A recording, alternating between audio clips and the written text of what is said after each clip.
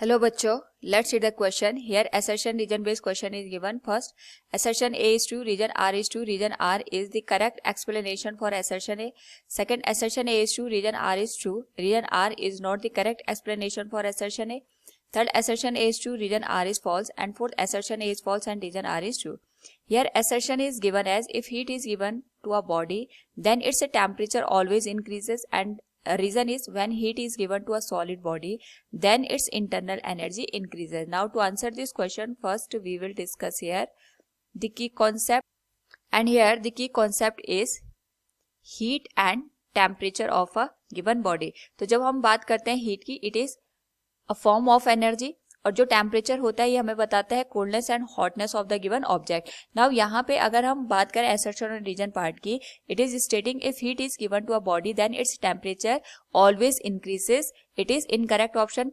Suppose हमारे पास यहाँ पे कोई मटेरियल है और जो अपनी स्टेट को यहाँ पे चेंज कर रहा है, हम ये मान के चलते हैं ये सॉलिड स्टेट में है यहाँ पे, और अब ये चेंज होके यहाँ पे लिक्विड में कन्वर्ट हो रहा है. उस पर्टिकुलर केस में जब हमारे पास यहाँ पे फेज चेंज होता है, तो फेज चेंज की केस में अगर हम इस मटेरियल को यहाँ पे हीट दे रहे हैं तो ये हीट को एब्जॉर्ब करेगा, और जब ये हीट को एब्जॉर्ब करेगा तो ये अपनी फेस को यहाँ पे चेंज कर देगा फ्रॉम सॉलिड टू लिक्विड.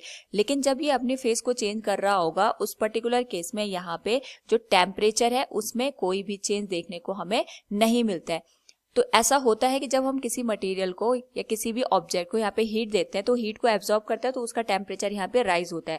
लेकिन ये केस हमेशा पॉसिबल नहीं होता है. ये उन्हीं केसेस में हमें देखने को मिलता है जहाँ पे जो मटेरियल है या जो हमारे पास ऑब्जेक्ट है वो अपनी फेस को चेंज ना कर रहा हो. अगर फेस चेंज होता है उस पर्टिकुलर केस में हमारे पास जो टेम्परेचर होता है इसमें कोई भी चेंजेस देखने को नहीं मिलते हैं. सो जो हमारे पास असर्शन का पार्ट है ये इनकरेक्ट हो गया, क्योंकि यहाँ पे लिखा है if heat is given to a body then its temperature always increases. तो ये हमेशा यहाँ पे increase नहीं होता है. And reason is when heat is given to a solid body then its internal energy increases. It is correct one. क्योंकि जब हम यहाँ पे किसी भी बॉडी को हीट देते हैं उस पर्टिकुलर केस में यहाँ पे जो बॉडी होती है वो हीट को एब्जॉर्ब करती है, और यहाँ पे हीट को एब्जॉर्ब करके जो इसके पार्टिकल्स होते हैं उनकी जो एनर्जी होती है वो इंक्रीज हो जाती है.